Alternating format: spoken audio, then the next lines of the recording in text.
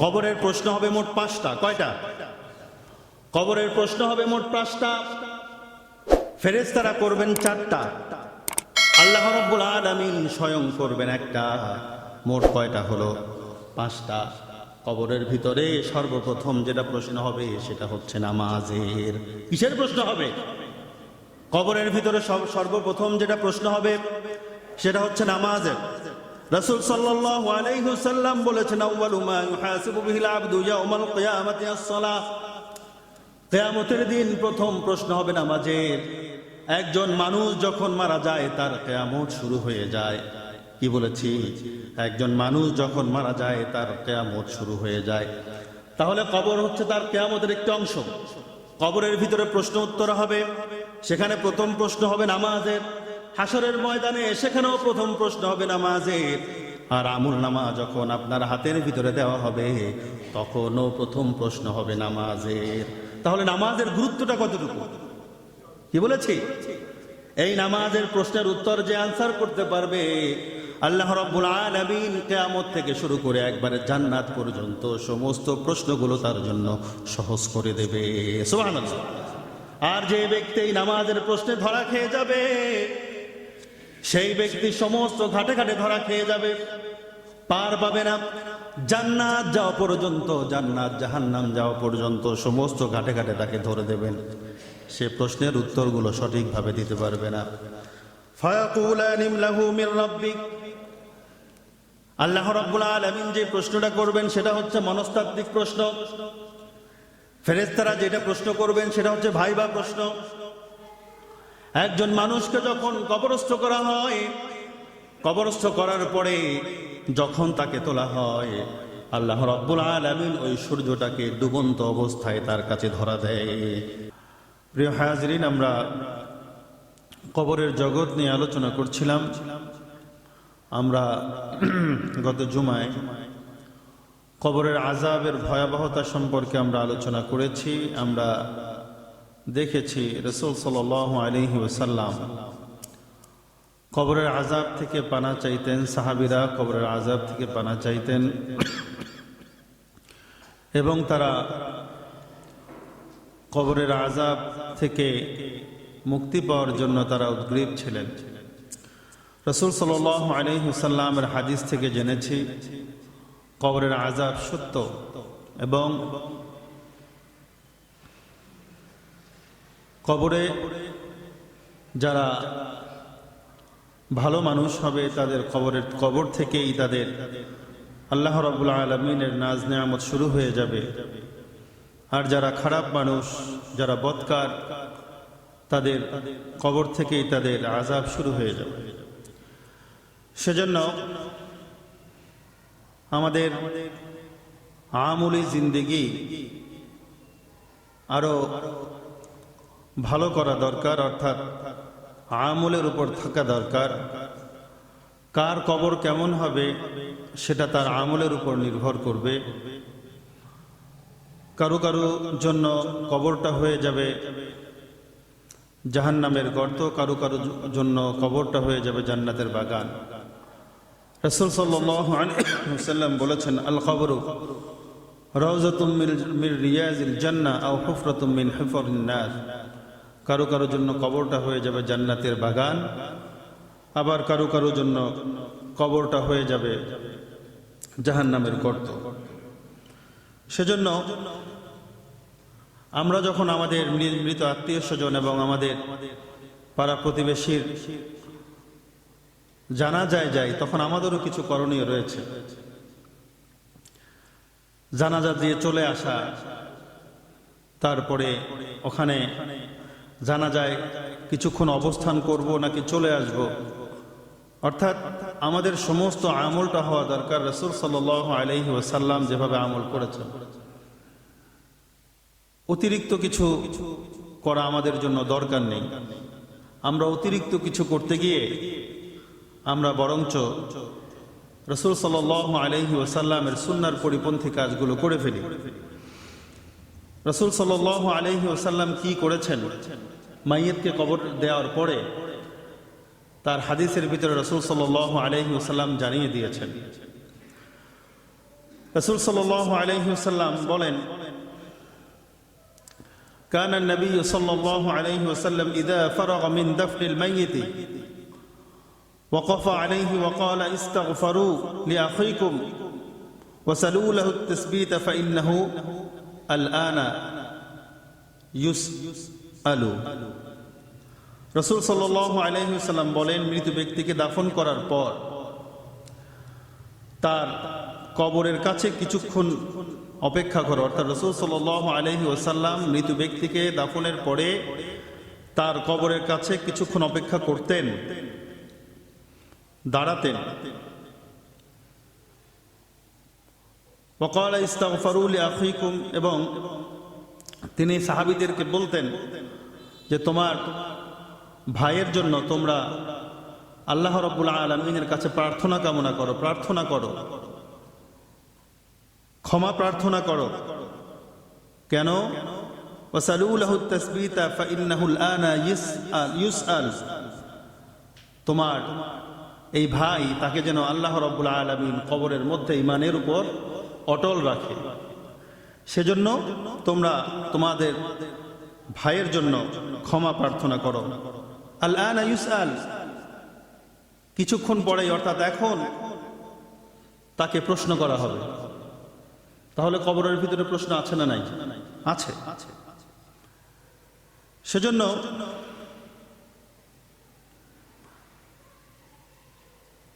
তাবেঈ আব্দুর রহমান ইবনে শামসার রাহমাতুল্লাহি আলাইহি বর্ণনা করেন, আমর ইবনুল আস রাদিয়াল্লাহু তাআলা আনহু যখন মুমূর্ষু অবস্থায়, তখন আমরা তার কাছে উপস্থিত ছিলাম। তিনি আমাদেরকে বললেন যে ইজা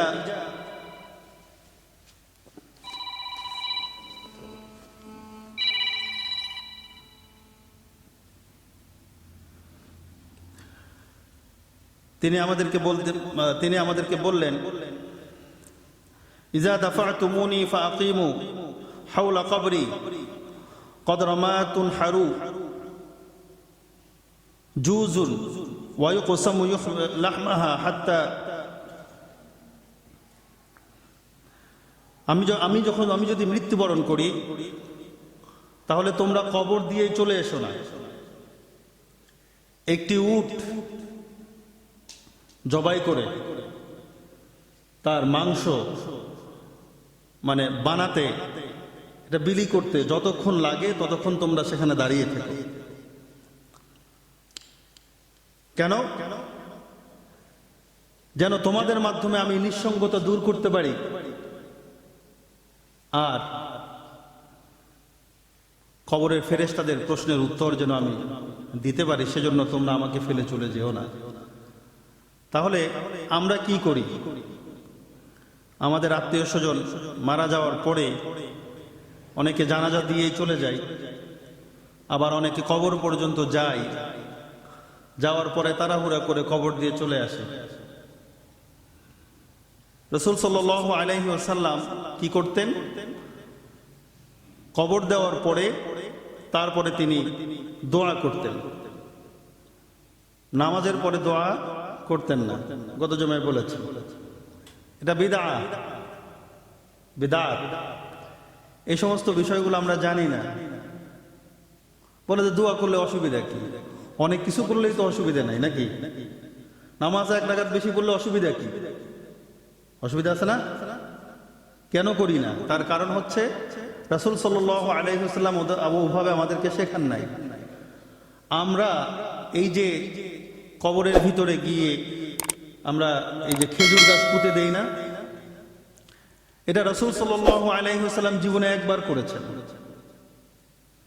তার নিত্য নৈমিত্তিক কাজ এটা ছিল না, আমল এটা ছিল না। রাসূল সাল্লাল্লাহু আলাইহি ওয়াসাল্লাম একবার রাস্তার পাশ দিয়ে যাচ্ছেন, তিনি কবরে দাঁড়িয়ে গেলেন। দাঁড়িয়ে যাওয়ার পরে তিনি তার অনুসারী সাহাবীদেরকে বললেন, ও সাহাবীরা, একটা খেজুরের ডাল নিয়ে আসো।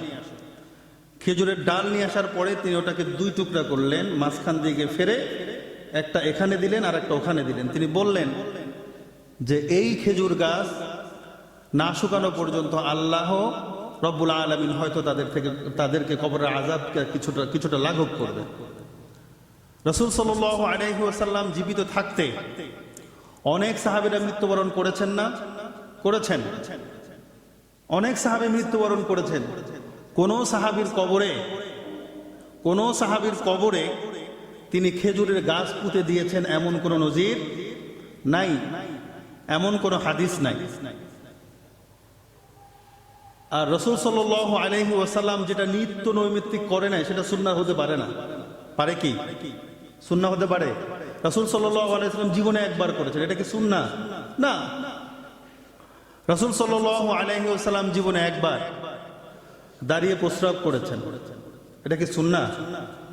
আপনি আজকে পড়লেন যে রাসূল সাল্লাল্লাহু আলাইহি ওয়াসাল্লাম একবার দাঁড়িয়ে প্রস্রাব করেছেন। আপনি যদি কালকে গিয়ে প্রস্রাব শুরু করে দেন দাঁড়িয়ে, যদি জিজ্ঞেস করি ভাই এ কি করলেন, দাঁড়িয়ে প্রস্রাব করেন কেন? বসে করেন। আপনি যদি কোন রাসূল করছে সেজন্য আমি করি, হবে? হবে না। রাসূল সাল্লাল্লাহু আলাইহি ওয়াসাল্লাম আলী রাদিয়াল্লাহু তাআলা আনহুকে নিষেধ করেছেন দাঁড়িয়ে প্রস্রাব করো না। এটা কেন করলেন? তার কারণ হচ্ছে তিনি আমাদেরকে শিক্ষা দিয়ে গেলেন, কোনো ওযর যদি হয় তাহলে তোমরা এই কাজ করতে পারো। এখন তো আমরা রাসূল সাল্লাল্লাহু আলাইহি ওয়াসাল্লামের এই হাদিসটা হারে হারে টের পাই। আপনি অনেক জায়গায় যাবেন, বিশেষ করে যারা বিদেশ গিয়েছেন জানেন বসে প্রস্রাব করার জায়গাই নেই, আছে না? আপনি কি করতেন যদি রাসূল সাল্লাল্লাহু আলাইহি ওয়াসাল্লাম এটা না করতেন? কি করতেন আপনি? কিছু করার ছিল? আপনি তো তখন অসহায় হয়ে যেতেন, যেভাবেই হোক বসা লাগবে, রাসূলকে অনুসরণ করতে হবে। সেজন্য রাসূলের কাজ যেটা একবার হঠাৎ করেন সেটা সুন্নাহ না। যদি কোনো হাদিস রাসূলের কাজের বিপরীত হয় তাহলে তাকে বুঝতে হবে অন্য হাদিস আছে কিনা, অন্য আমল আছে কিনা। তিনি এই হাদিসটা বলেছেন, তিনি নিজে কি আমল করেছেন এটা দেখতে হবে। সুতরাং এটা সুন্নাহ নয়। সুন্নাহ কি? সুন্নাহ হচ্ছে আন ইবনে আব্বাস আন ইবনে উমর রাদিয়াল্লাহু তাআলা আনহু ইস্তাহাব্বা আন ইয়াকুলা আলাল কবরি বা'দা আদ-দাফনি আউওয়ালা সূরাতুল বাকারা ওয়া খাতিমাতুহা। কি? রাসূল সাল্লাল্লাহু আলাইহি ওয়াসাল্লাম দাফনের পর কবরে সূরা বাকারার প্রথম অংশ পড়তেন এবং শেষ অংশ পড়তেন। এটাই হচ্ছে সুন্নাহ। অথচ আমরা এই জিনিসগুলো জানি না, তাই না? আমরা কি বলি? চার কুল কয়, তুই এক কুল পড়, তুই এক কুল পড়, তুই এক কুল পড়, আমি এক কুল পড়ি, আর মাঝখানেরটা কে পড়বে? সূরা ইখলাস ভালো করে গায়ে বলি না? অথচ রাসূল সাল্লাল্লাহু আলাইহি ওয়াসাল্লাম করেছেন এই ধরনের হাদিস পাওয়া যায় না। কি পড়েছেন? সূরা বাকারার প্রথম এবং শেষ আয়াত। অথচ যাদেরকে পড়তে দিছি চার কুল, ওরা জীবনে শুদ্ধ করে পড়তেও জানে না। এরকম আছে না? ধরে দেখেন, কয় আমি পড়বো, আমি হচ্ছে ওই মাইয়েতের নিকটাত্মীয়, আমারই পড়া লাগবে, বলে না? সুন্নাহ কি? সুন্নাহ কি? সূরা বাকারার প্রথম আয়াত, প্রথম দিকে এবং শেষ আয়াত, শেষ দিকের গুলো তিনি তেলাওয়াত করতেন। প্রিয় হাজিরিন, সেজন্যই আপনাদেরকে আমি বলতে চাই, আমরা যারা মুসলমান আছি, আমরা যারা ইমানদার আছি, আমাদের একজন অনুসরণীয় আছে না নাই? আমাদেরকে অনুসরণ করার জন্য রাসূল সাল্লাল্লাহু আলাইহি ওয়াসাল্লামকে পাঠিয়ে দিলেন। সাহাবীরা যেভাবে তাকে অনুসরণ করেছে আমাদেরকেও সেভাবে অনুসরণ করার দরকার আছে না নাই? সেজন্য আমরা যত কাজ করি সব কাজের ভিতরে একজনকে আনবো। তিনি কে? তিনি হচ্ছে আমাদের আদর্শ হবেন মুহাম্মাদুর রাসূলুল্লাহ সাল্লাল্লাহু আলাইহি ওয়াসাল্লাম। আমরা মুহাম্মাদুর রাসূলুল্লাহ সাল্লাল্লাহু আলাইহি ওয়াসাল্লামের আদর্শের বাইরে যেতে চাই না। আপনি যদি মুহাম্মাদুর রাসূলুল্লাহ সাল্লাল্লাহু আলাইহি ওয়াসাল্লামের আদর্শের বাইরে যদি চলে যান তাহলে কবরের আযাব, তাহলে কবরের সওয়াল জবাব আপনি দিতে পারবেন না, কবরের প্রশ্নের উত্তর আপনি দিতেই পারবেন না। রাসূল সাল্লাল্লাহু আলাইহি ওয়াসাল্লাম কিছুক্ষণ দাঁড়াতেন, কিছুক্ষণ দাঁড়ানোর পরে তিনি বলতেন, ও আমার সাহাবীরা, তোমরা তোমার এই সাথীর জন্য, তোমার এই ভাইয়ের জন্য তোমরা দোয়া করো, আল্লাহ রাব্বুল আলামিন যেন তাকে ঈমানের উপর অটল রাখেন, আর তিনি যেন তার প্রশ্নের উত্তরগুলো সঠিকভাবে দিতে পারেন। কবরের প্রশ্নের উত্তর হবে, এই কবরের প্রশ্নের উত্তর আল্লাহ রাব্বুল আলামিন যাকে তৌফিক দিবেন সেই দিতে পারবে, যাকে তৌফিক দিবেন না কেউ সেই কবরের প্রশ্নের উত্তর দিতে পারবেন না। সেজন্য বললেন, সেজন্য ঈমানের উপর থাকে, সেই জন্য তোমরা দোয়া করো। যে ব্যক্তি ঈমান নিয়ে কবরে গিয়েছে, যেই ব্যক্তি আল্লাহকে রব মেনে কবরে গিয়েছে, সেই ব্যক্তি আল্লাহর ফেরেশতাদের সেই প্রশ্নের উত্তর দিতে পারবে। যে ব্যক্তির আমল ভালো ছিল সেই ব্যক্তি ফেরেশতাদের প্রশ্নের উত্তর দিতে পারবে। যে ব্যক্তির আমল খারাপ ছিল সে কি ফেরেশতাদের প্রশ্নের উত্তর দিতে পারবে নাকি? পারবে? তাহলে আপনারা যদি একটু চিন্তা করেন, কে কে ফেরেশতাদের প্রশ্নের উত্তর দিতে পারবে, বের হয়ে যায়, তাই না? একটু সার্চ করলেই কিন্তু বের হয়। এতে কবরের ভিতরে যাওয়ার দরকার নাই। কবরস্থ করার পরে কিছুক্ষণ পরেই মুনকার নাকির ফেরেশতারা চলে আসবে। মুনকার নাকির ফেরেশতারা আসার পরে তাকে প্রশ্ন করবে, তাকে বসাবে। কতক্ষণ পরে? কবরস্থ একজন মানুষ যখন মারা যায় তার রূহটা কোথায় চলে যায়? ইল্লিন অথবা সিজ্জিনে। তখন তার রূহটাকে দেওয়া হয় না। যখন কবরস্থ করা হয়, দ্রুত যখন কবরস্থ করা হয়, কবরস্থ করার পরেই তাকে তার রূহটাকে ফিরে দেওয়া হয়। আবার যাদের কবরস্থ কখনো করা হয় না তাদের রূহটাকেও কিছুক্ষণের মধ্যে ফিরিয়ে দেওয়া হয়। অর্থাৎ মারা যাওয়ার দ্রুত যারা কবরস্থ করবে তাদেরকে রূহটাকে ফিরিয়ে দেওয়া হয় কবরস্থ করার পরে। আর যাদেরকে কবর দেওয়া হয় না তাদের রূহ মনে হয় ফিরিয়ে দেওয়া হয় না। তাদের রূহটা কি ফিরিয়ে দেওয়া হয় না? হয়তো। যেমন নাকি ফেরাউনের কি কবর হয়েছে? হয়েছে? ফেরাউনও কিন্তু এখনো পর্যন্ত বাক্সের ভিতরে বন্দী রয়েছে। তাহলে কি তার রূহটা ফুঁকে দেওয়া হয় নাই সেখানে? তাহলে কি তার কবরের জিন্দেগি নাই? আছে। অর্থাৎ কিছুক্ষণ পরেই আবার রূহ দেওয়া হয়। রূহ দেওয়ার পরে শান্তি অথবা শাস্তি শুরু হয়ে যায়। শান্তি অথবা শাস্তি শুরু হয়ে যায়। আমি কি বুঝাতে পেরেছি? কত তাড়াতাড়ি ফেরেশতারা আসে। রাসূল সাল্লাল্লাহু আলাইহি ওয়াসাল্লাম বলেছেন, ইন্নাল আবদা ইযা উযআ ফি কবরিহি ওয়া তাওয়াল্লা আনহু আসহাবুহু ইন্নাহু লা ইয়াসমাউ কোরআন আলিহিম। যখন কোনো ব্যক্তিকে কবরস্থ যখন করা হয়, সে কবরের ভিতরে যখন দেওয়া হয়, ওয়া তাওয়াল্লা আনহু আসহাবুহু, কবর দেওয়ার পরে যখন তাকে রেখে তার আত্মীয় স্বজনরা যখন চলে যায়, আত্মীয় স্বজনরা যখন চলে যেতে শুরু করে, ইন্নাহু লা ইয়াসমাউ কোরআন আলিহিম, ওই যে কবরস্থ ব্যক্তি, সেই ব্যক্তি তার আত্মীয় স্বজন যে চলে যায়, সে চলে যাওয়ার জুতার আওয়াজ শুনতে পায়। জুতার আওয়াজ শুনতে পায়। তাহলে কত তাড়াতাড়ি তার রূহটাকে ফিরিয়ে দেওয়া হয়। তার সঙ্গী সাথীরা, তার আত্মীয় স্বজনরা তাকে কবরস্থ করার পরে যখন চলে যায়, চলে যাওয়ার জুতার আওয়াজ সে শুনতে পায়, তাকে তার রূহটাকে ফিরিয়ে দেওয়া হয়। রূহটাকে ফিরিয়ে দেওয়ার পরে মুনকার নাকির চলে আসে। মুনকার নাকির দুইজন ফেরেশতার নাম আপনারা সবাই জানেন না? কবরের ভিতরে দুইজন ফেরেশতা চলে আসে। আতাহু মালাকানি আসওয়াদানি আজরাকান। ওই ফেরেশতাদের আকৃতি সম্পর্কে, ফেরেশতাদের চেহারার বর্ণনা আল্লাহ রাসূল সাল্লাল্লাহু আলাইহি ওয়াসাল্লাম দিয়েছেন। আতাহু মালাকান, দুইজন ফেরেশতা আসে। আসওয়াদান, কালো আকৃতির দুইজন ফেরেশতা, নিকশ কালো। আজরাকান, এবং তাদের চোখগুলো হয় নীল বর্ণের। বিকট আকার। ওই ফেরেশতা দুইজন আসার পরে নীল চোখ বর্ণ বিশিষ্ট দুইজন ফেরেশতা চলে আসার পরে ইউকালু লিআহাদিন হিয়াল মুনকার ওয়াল আখিরু ওয়াল মুনকার নাকির।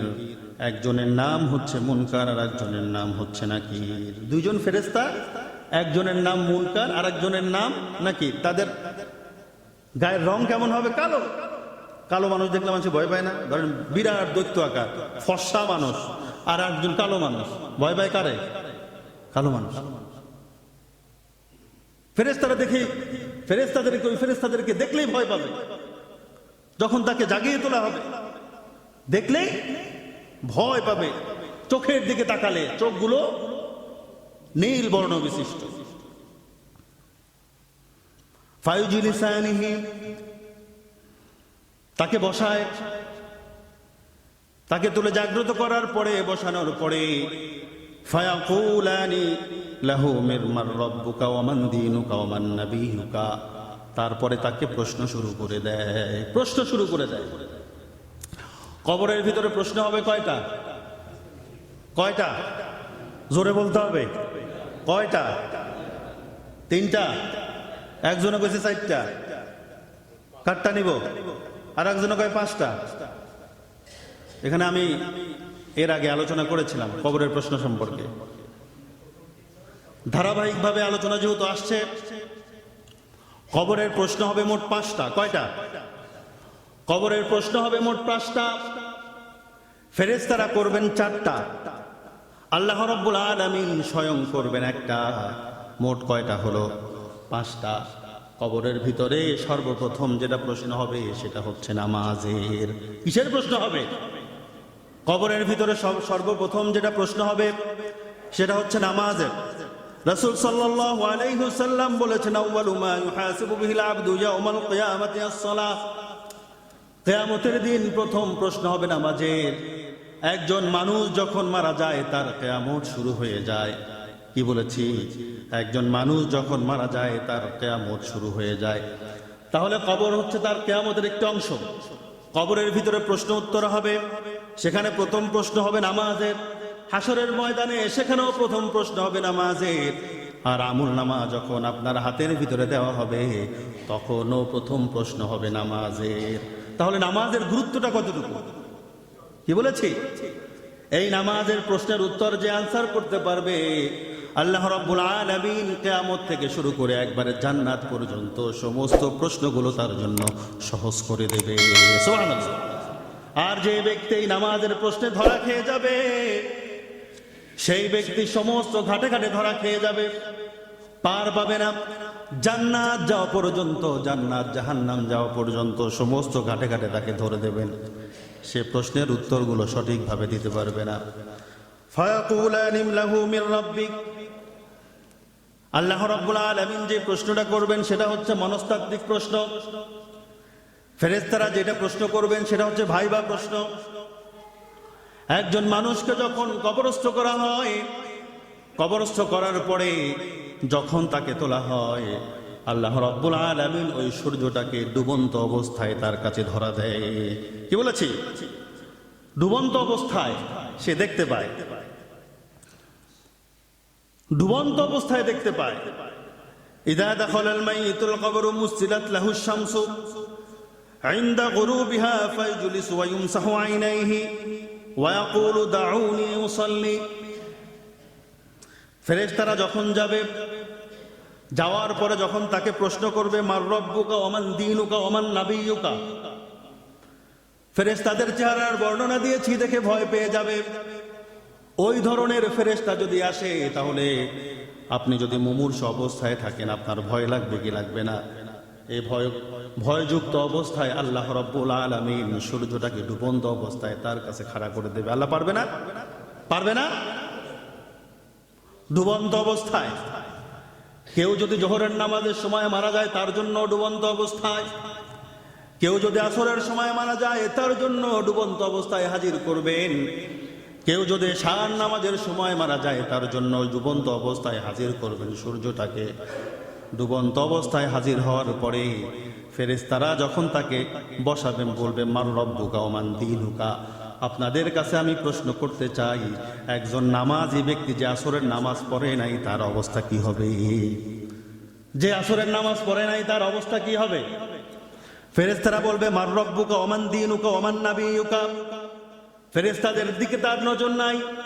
সে বলবে সূর্যটা ডুবে যাচ্ছে, একটু পরে সূর্যটা ডুবে গেলে আমার আসরের নামাজ কাজা হয়ে যাবে, সুতরাং আগে নামাজ তারপরে অন্য কিছু। সে ফেরেশতাদের দিকে তাকাবেই না। ফেরেশতাদেরকে বলবে ছেড়ে দাও, ছেড়ে যাও, আমাকে ছেড়ে দাও।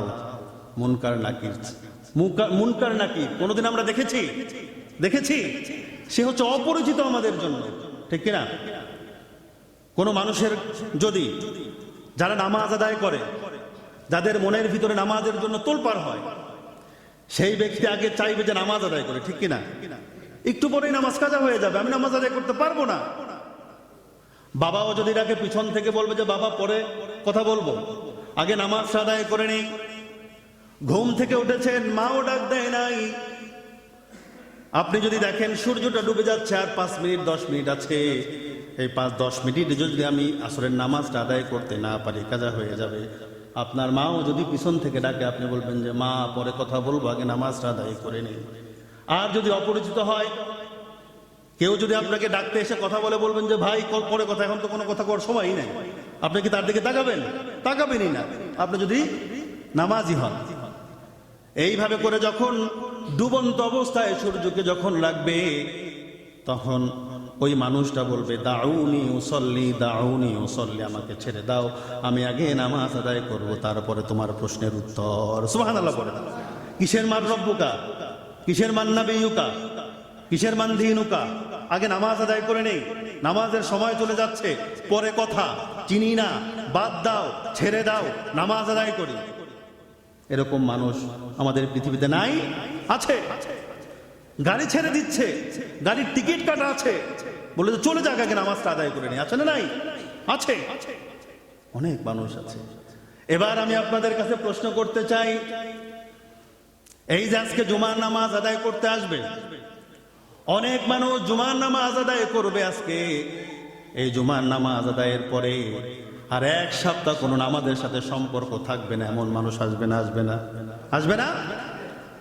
ফজরের নামাজ পড়ে না এমন মানুষও আসবে না, আসরের নামাজ পড়বে না এমন মানুষও আসবে, এশার নামাজ না পড়ে ঘুমিয়ে যাবে এমন মানুষও আসবে, এমন মানুষও আসবে বন্ধু বান্ধবদের সাথে কথা বলতে বলতে এশার নামাজ চলে গেছে, বন্ধু বান্ধবদের সাথে গল্প জুড়ে দিয়েছে, মাগরিবের আজান দিয়েছে, মাগরিবের আজানের প্রতি কোনো ভ্রুক্ষেপ নাই, সে বন্ধু বান্ধবদের সাথে আড্ডা দিয়ে দিয়ে মাগরিবের নামাজের সময়টাকে শেষ করে দিয়েছে, এমন মানুষ নাই? আছে? এবার একটু নিজের দিকে তাকান, আমাদের অবস্থা কি? এখন আপনাদের কাছে সহজ সরল একটা প্রশ্ন, আপনি দুনিয়াতে যদি এমন অবস্থায় যদি নামাজটাকে ছেড়ে দেন, তাহলে আপনি কি আল্লাহর ওই প্রশ্নের উত্তর দিতে পারবেন নাকি? সম্ভব? সম্ভব না। আর এই প্রশ্নের উত্তর যদি কেউ দিতে না পারে, তাহলে আর যে বাকিগুলো প্রশ্ন আছে সেই প্রশ্নের উত্তর সে দিতে পারবে না। প্রথম প্রশ্নের উপর নির্ভর করবে দ্বিতীয় প্রশ্ন, দ্বিতীয় প্রশ্নের উপর নির্ভর করবে তৃতীয় প্রশ্ন, তৃতীয় প্রশ্নের উপর নির্ভর করবে চতুর্থ প্রশ্ন, তারপরে পঞ্চম প্রশ্ন, একটার সাথে একটা সম্পৃক্ত। প্রথম প্রশ্নের উত্তর যে দিতে পারবে না, কি আটকে যাবে। নামাজ নামাজ নামাজ, যাকে আমরা সবচাইতে বেশি গুরুত্বহীন, মানে আমাদের জীবনে যার গুরুত্ব নাই। ব্যবসা বাণিজ্যের গুরুত্ব আছে, ব্যবসা বাণিজ্যের জন্য নামাজ ছেড়ে দিয়ে আছে না? তাহলে প্রশ্নের উত্তর দিতে পারবেন না, আপনার কাছে নামাজের গুরুত্ব নাই। নামাজের গুরুত্ব তো তার কাছেই আছে যে সব কিছুর চাইতে নামাজকে প্রায়োরিটি দেয়, ঠিক কিনা বলে? গাড়ি ছেড়ে দিচ্ছে, সে তোয়াক্কা করে না, বলে আগে নামাজ। অনেক মানুষ দেখেছি আমি, বলে যে গাড়ি চলে যাক, আমার নামাজটা আমি আগে পড়ে নেই। নামাজের সময় চলে যায়, গাড়ির ভিতরে আছে, গাড়ির ভিতরেও নামাজ আদায় সময় সে নামাজ ছাড়ে না, জামাতের সাথে নামাজ আদায় করার জন্য তার মনটা উদ্গ্রীব হয়ে থাকে, ওই ব্যক্তি কেবল নামাজের উত্তর দিতে পারবে। ফেরেশতাদেরকে যখন বলবে দাউনি উসাল্লি, ও ফেরেশতারা তোমরা কারা, চিনি না, আমাকে ছেড়ে দাও, আমি আগে নামাজ আদায় করে নিই, মাগরিবের নামাজের সময় চলে যায়। তখন ফেরেশতারা ডাক দিয়ে বলবে, ও আল্লাহর বান্দা, এখন এটা হচ্ছে বারজাখের জগৎ, এটা দুনিয়ার জগৎ নয়, এখানে নামাজের কোনো প্রয়োজন নাই। সুবহানাল্লাহ। আল্লাহ রাব্বুল আলামিন বলেন, দেখেন, ইউসাব্বিতুল্লাহুল্লাযীনা আমানু বিল কওলিস সাবিতি ফিল হায়াতিদ দুনিয়া ওয়া ফিল আখিরাহ। যেই ব্যক্তি দুনিয়ার ভিতরে ঈমানের উপর অটল ছিল, আল্লাহ রাব্বুল আলামিন যাকে দুনিয়াতে ঈমানের উপর অটল রেখেছে, ওই আখিরাতে কবরের জিন্দেগিতেও আল্লাহ রাব্বুল আলামিন ঈমানের উপর তাকে অটল রাখবেন। সুবহানাল্লাহ। তারপরে প্রশ্ন কি হবে? নামাজ যখন শুনবে যে নামাজ দরকার নাই, তখন বলবে যে ঠিক আছে, এবার কি কথা কও?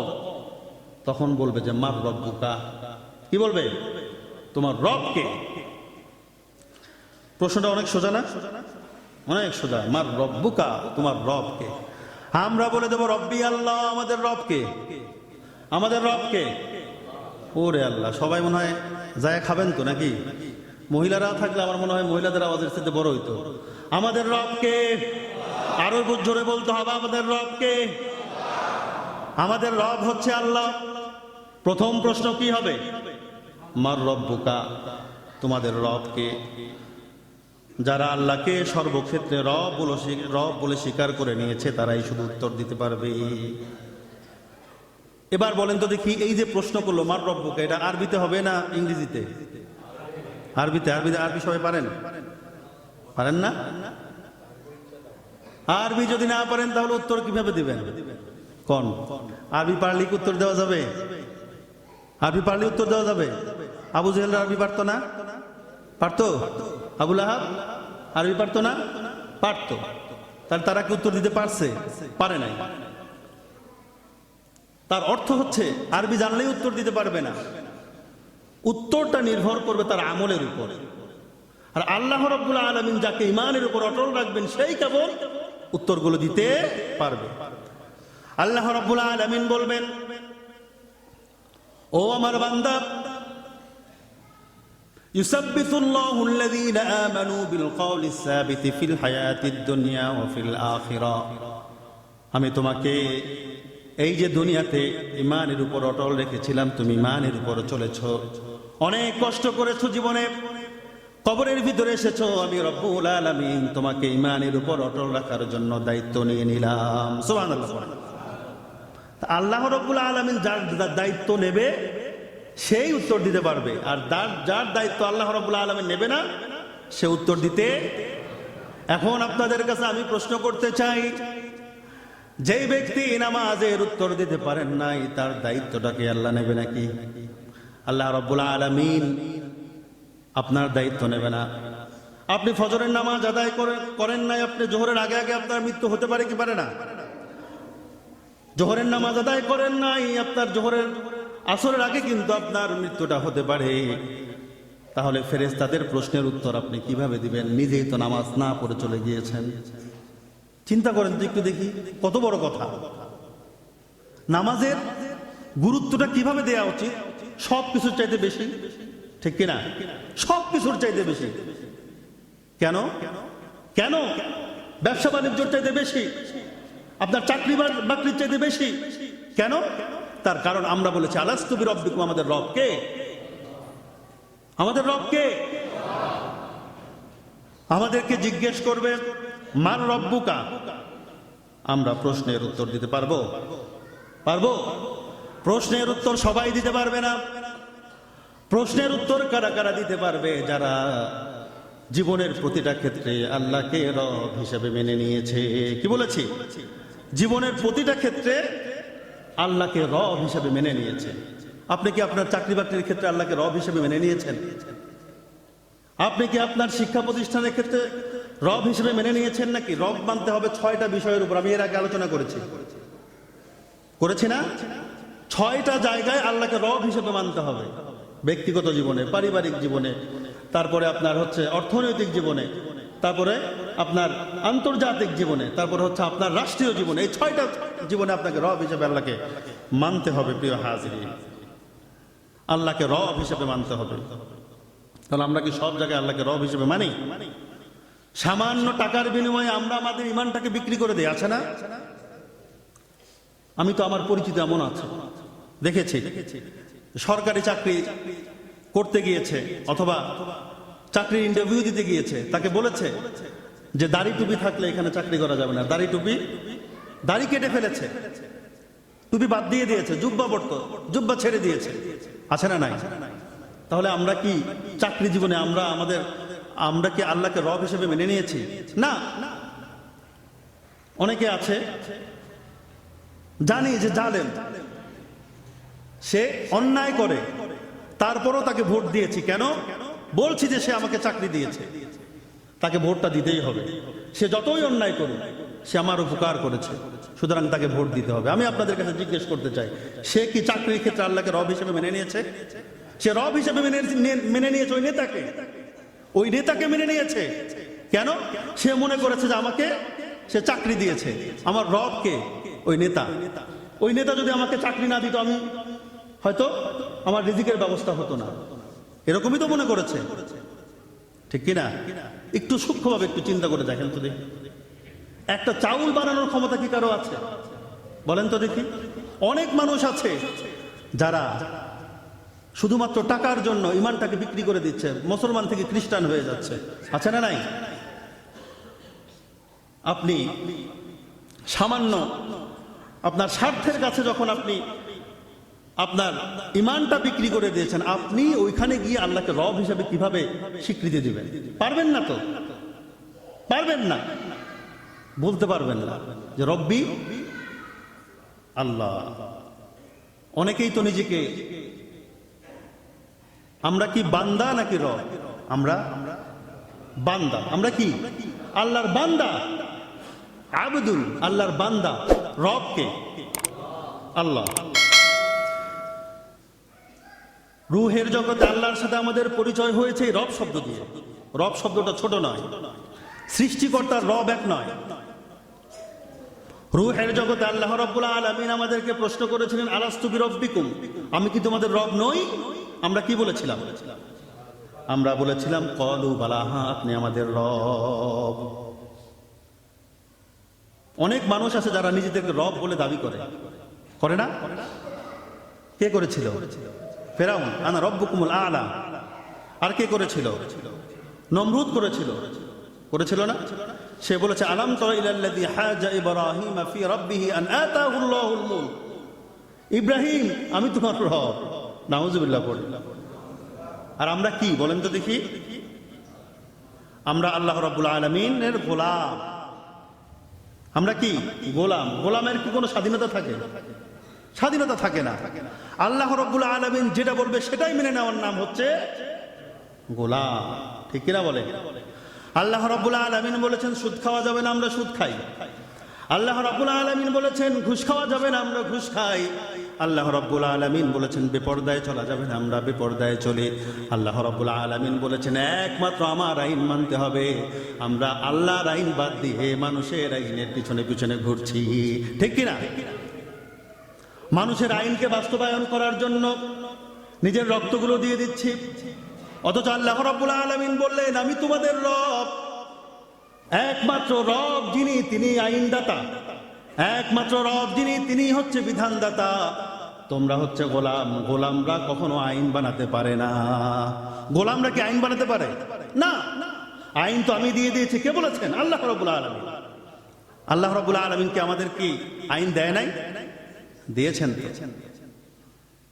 আল্লাহ রাব্বুল আলামিন আমাদেরকে সংবিধান দিয়েছেন।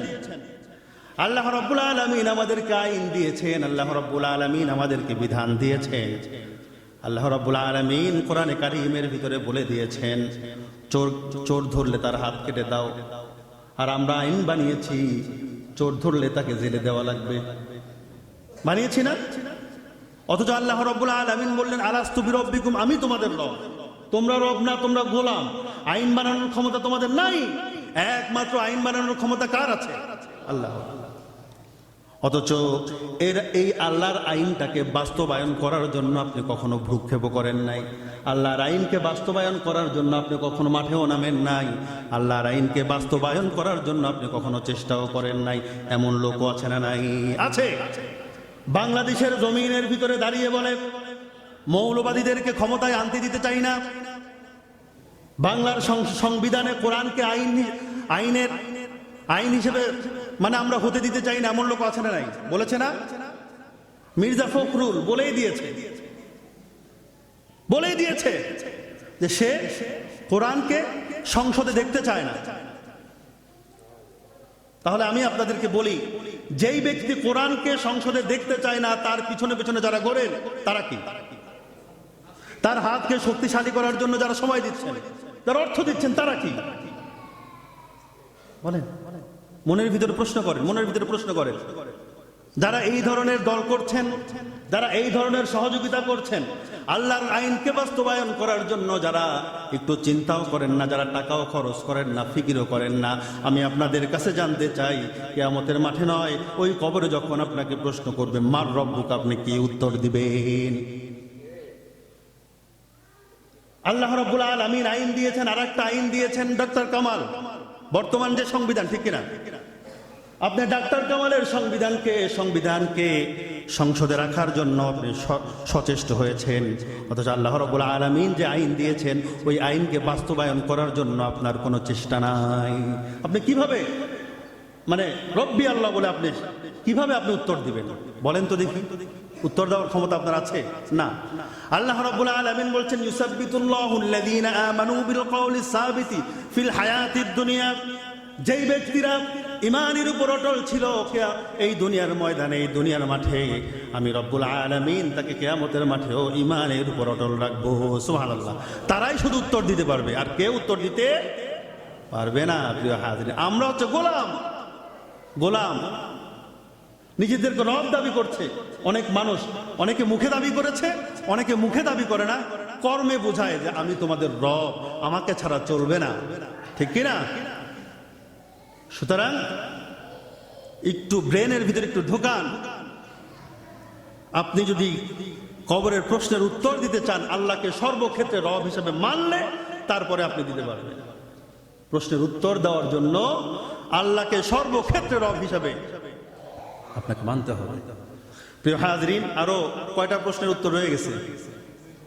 দুইটা কেমন? আরো তিনটা প্রশ্নের উত্তর রয়ে গেছে। পাঁচটা প্রশ্ন বললাম না? পাঁচটা প্রশ্নের ভিতরে দুইটা প্রশ্ন, একটা হচ্ছে নামাজের উত্তর যে দিতে পারবে সে আপনার দ্বিতীয় প্রশ্নের উত্তর যে মার রব্বুকা, রব্বি আল্লাহ, এই প্রশ্নের উত্তরও সে দিতে পারবে। আমরা আর দুইটা প্রশ্ন, আর তিনটা যে প্রশ্ন আছে এই প্রশ্ন নিয়ে আমরা পরবর্তী জুমায় আলোচনা করবো ইনশাআল্লাহ। আল্লাহ রাব্বুল আলামিন আমাদেরকে উত্তর দেওয়ার